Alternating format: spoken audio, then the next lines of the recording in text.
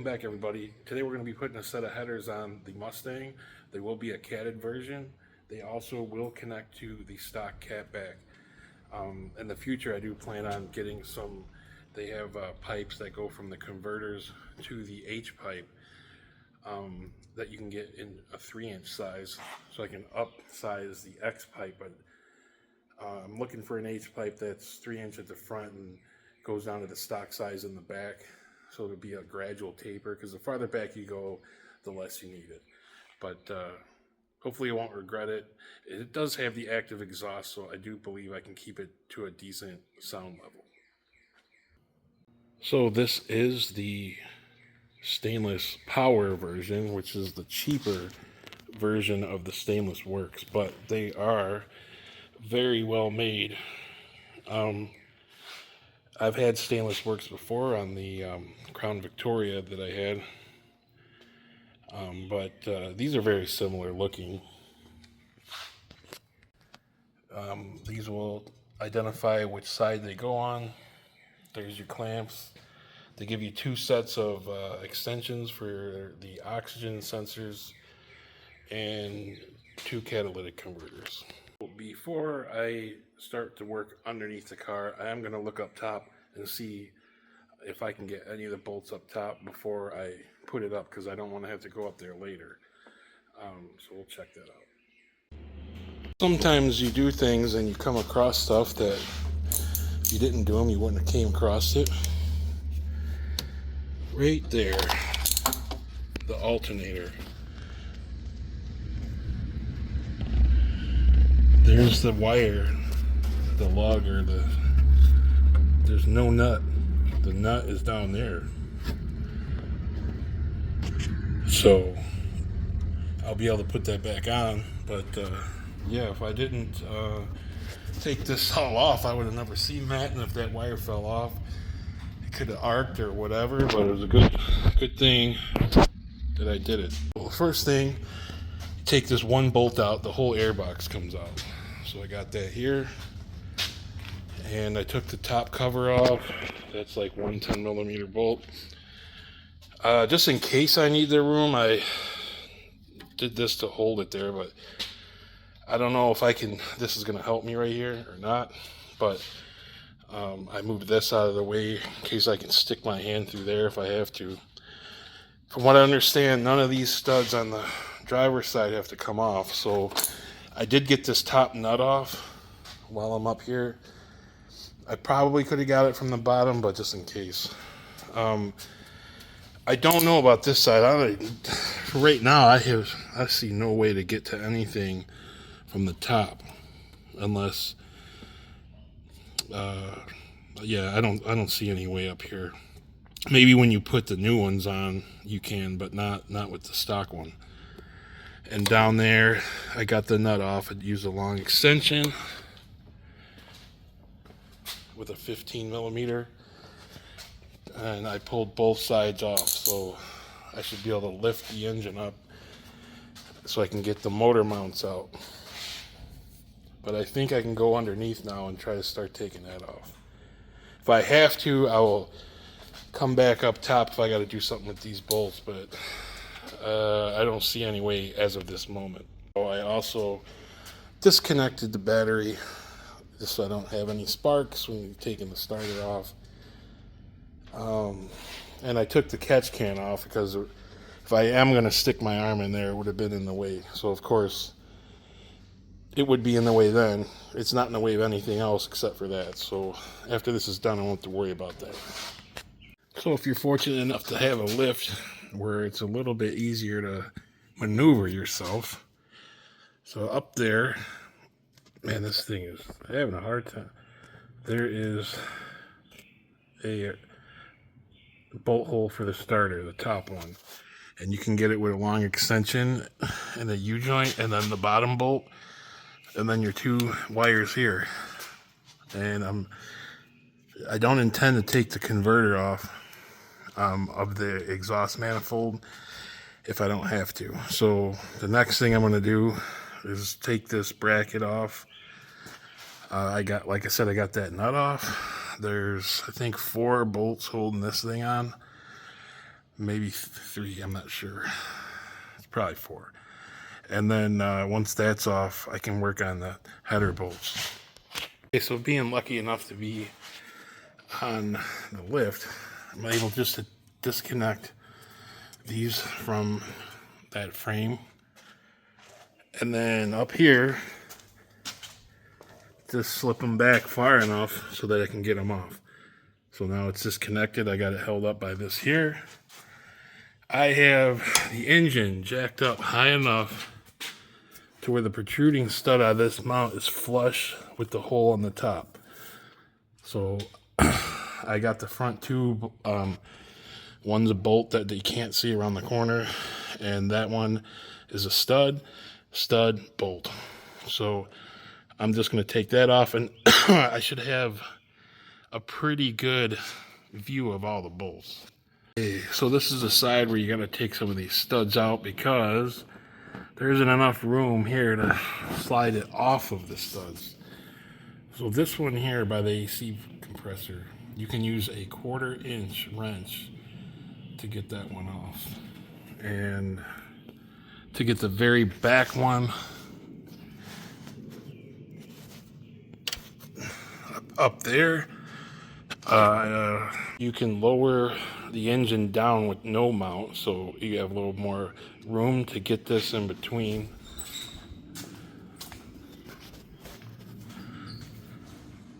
You run it on the outside in with the engine down. So what I got here is I got this one in temporary. So I just got some of the bolts that comes with temporary holding it in place. I got the engine mount back in place, and I got it resting on the mount because I wanted to see the clearance. And there is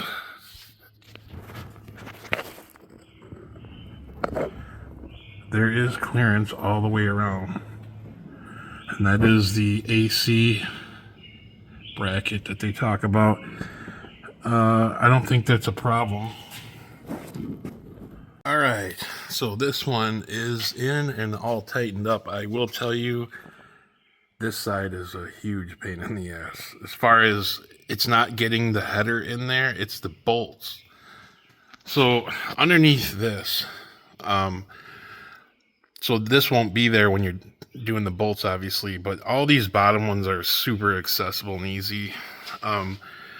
The one that's right behind here, for the further cylinder forward, you have to use a 15mm wrench the whole time. And the other one, the very front bolt, the farthest one forward, you can get something like this in there. You can push it all the way up here and you can get to that very forward one, but you have to start it from the top. So I have that ladder there, and I was up on the top getting the top bolts in. Now for the very rear bolt on the top, I had to let the engine all the way down and stick my arm up through here with a ratcheting wrench, 13mm. All the top bolts I used was the ones they supplied because I did not feel like messing with the studs. That one right there, the very top one up there, the highest one, back up in that hole up there, that one, we had to use a magnet to hold it in the hole and then go up the ladder, stick my hand in there, and get it started. Thank God I was able to start it, because I really need smaller hands, I guess, because I barely got it. So that one took me a long time of trying, because I would try it down here. There's no way at the bottom that you could get that one in there. You could get it there with the magnet, but you couldn't get your fingers in there. I went up top, and after like the 50th try, I got it started, and it actually started very easily once I was able to get my fingers on it. But it was initially just getting your hand in the spot you need it. So thankfully this side is done. The driver's side, I should not have to remove the studs. which will save a lot of time. I mean, a lot of time. Like, it'll be a lot easier starting nuts on studs than trying to start a bolt in a hole. I know some people have used the stock studs for most of the bolts.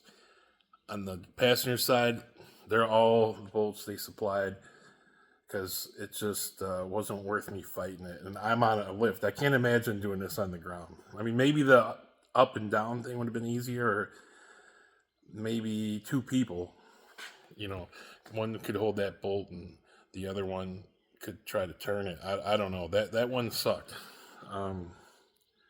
Probably would have been better to just have a shorter stud, because the studs don't actually need to be as long as the stock ones.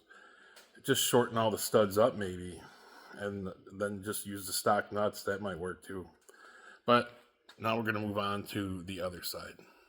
This side, you have to take that Torx bolt out of the steering shaft and get this out of the way so you can get the motor mount out of there, the bracket, and then just get the bolts out and get this out of here. This should not be a big deal.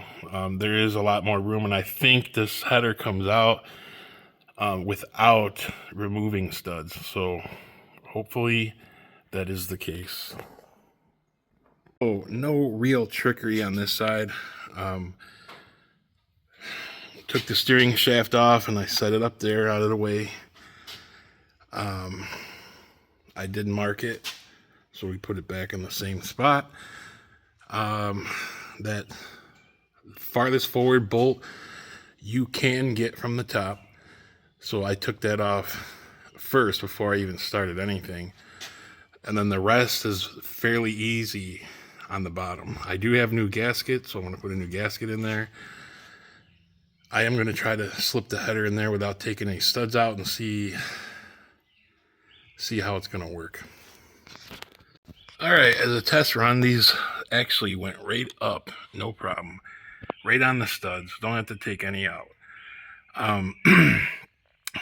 It looks like you can, well, hopefully get to all the nuts to tighten them. There's one, same one that was on the other side, one forward from the rear. That might be a pain.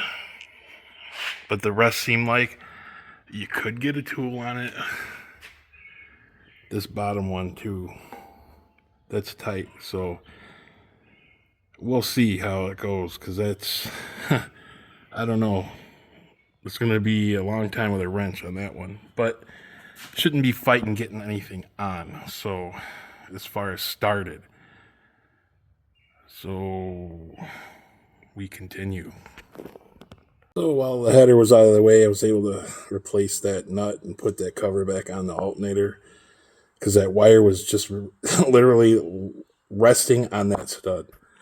So now I'm going to pull this gasket out and put the new one in and throw the header up in there and, yeah, get to those nuts. Okay, so I decided to connect the rest of the exhaust for now. Because everything is tight except just for a couple nuts. Two easy ones up top. I'm not sure about. There's one up in there. I have no idea how I'm going to do it. But I got some O2 cleaners here. Keep the ECM happy. The extensions. One of mine tabs broke, so I got a zip tie to hold it together so it doesn't come apart. This one was just a little short, but just zip tied it to here for now. I'll cut this off, but yeah, so I just got to tighten that up, put that mount in there, hook the steering shaft back up. Everything pretty much lined up perfectly. I mean, these are butted together, and then got that clamp with this piece here you can replace with a full-size 3-inch one down the road if you want, and get the little neck down out of here. I don't even know how much that would matter, but you can do that if you want. Oh yeah, I got to get the starter in over here and get these cooler lines put back up. We put everything back down, everything back on the bottom. But that bolt that I was talking about, you can get to it from up here easily. So the last three I'm going to do from up here. So that's not a problem. Thank God.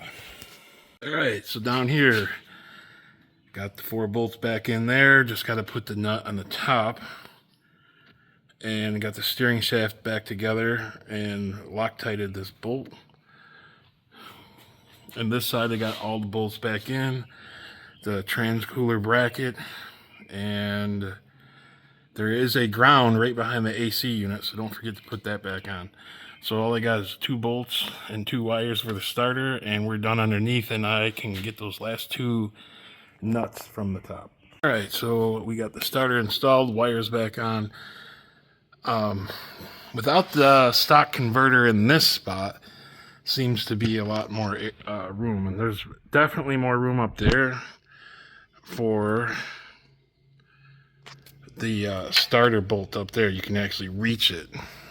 With the other pipe, it's kind of blocked. I hand started the nut here on that mount bracket. I'm gonna see if I can get it from the top. If not, I guess I can get it from here. It's not too bad. And that one I believe for sure I can get from the top. And then that'll be everything for the header part. And then I'll just have to put the other stuff like the covers and the air box and stuff back on. Alright, so that bolt down there for the motor mount, I was able to get with like a flexible like extension, like a spring style one. Same with both sides, because you can see it, but the pipe is slightly in the way. But I was able to use this setup to spin it as tight as I could, but it wasn't all the way. And then I used a wrench from the top over here, and on the passenger side I used a stubby one from the bottom. Okay, so I got it all together. There was no issues with anything, like I said, up top, so we're ready to start it up. It's probably gonna start up with the mufflers open and that closes right away.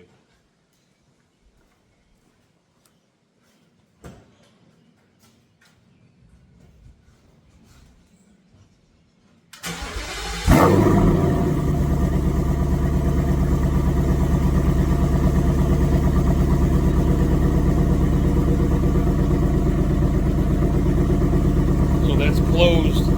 It sounds probably just like the perfect level. I'll rev it up a little bit. We'll take it for a drive through, but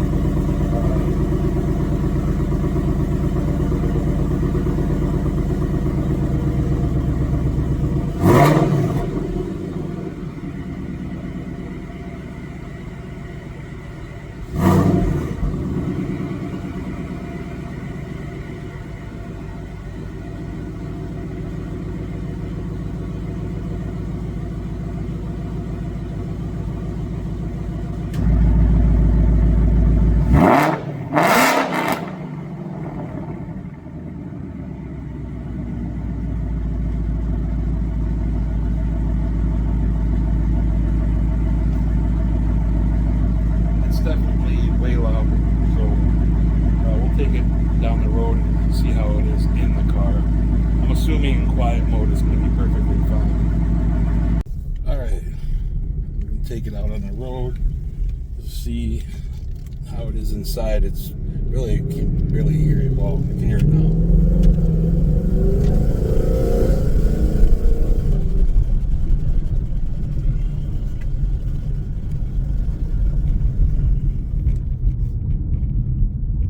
The windows up. It's about to beat the rain too.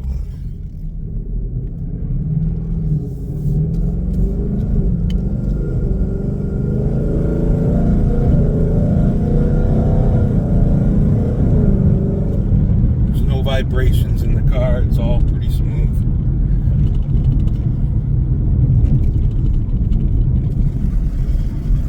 the air. I guess I could turn the air on, but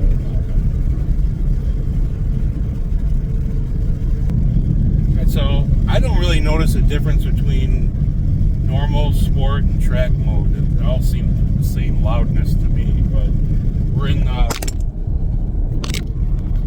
oh boy. I really have to clean that suction cup on there. I've had this this mount sitting in the barn for a long time, and it's got a lot of dust on it.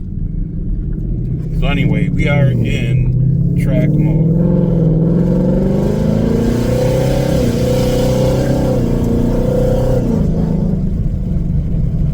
I definitely would not want to drive it like that all day.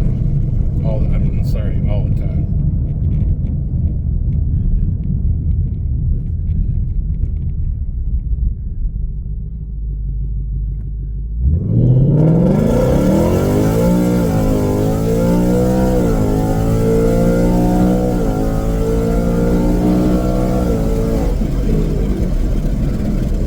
It's very smooth though, I'll tell you that. Very smooth. I can't wait to finish this thing in the wintertime.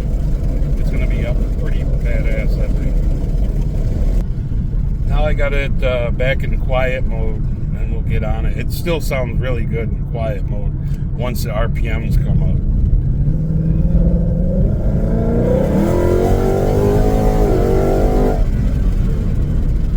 Yeah, it's great. So probably only open that thing up when I'm at the track, just so I can hear it over the other guys. But these Z26 power stop brakes are so much better than those other ones. As soon as they'd get hot, it would start to pulsate a little bit. But no, I'm happy with that. I'll let this thing cool off now. Just plan on putting it on the lift one more time when those shocks and struts come in, and I can go over all these bolts and just check them and make sure they're tight still. So I remember at the beginning of this video I was wondering if I was going to regret it, but I totally don't. It sounds great. I really like it even with it in quiet mode. Once the RPMs come up, it starts to really pick up the volume, but it's not bad, you know what I mean? And when it's open though, it doesn't sound bad, and it's just the volume's high, but it sounds very clean. So I'm super happy with that. I'm glad I went with the H-pipe too. So like a quick recap on that, the passenger side, it just sucks. I tried to show some maybe ways you could do it, with what tools to use to do that side. The other side is pretty much, if you're mechanically inclined, you're gonna pick it up. You'll figure out something. The driver's side is nothing compared to the passenger side. The passenger side, it's just, I guess getting it off is not a problem. It's when you put the new one up, it's blocking most of the upper bolts, and you don't have much room at all to get your hands in there. So if you have bigger hands, you're gonna have a problem with that. But one other thing was that steering shaft, I pushed it up and put it out of the way up high. That's fine when you take out the stock one, but when you put the new one in, you got to have it down, because you won't be able to get the shaft back out once the headers are in, because the headers are larger in that area, so it won't come down. I did not draggy this car ever, so I don't know where it was, but I will be soon. I'll draggy if I don't get the shocks and struts, I'll at least get like a speed out of it, like a mile per hour in the eighth, or maybe the quarter mile, and just see where it's at.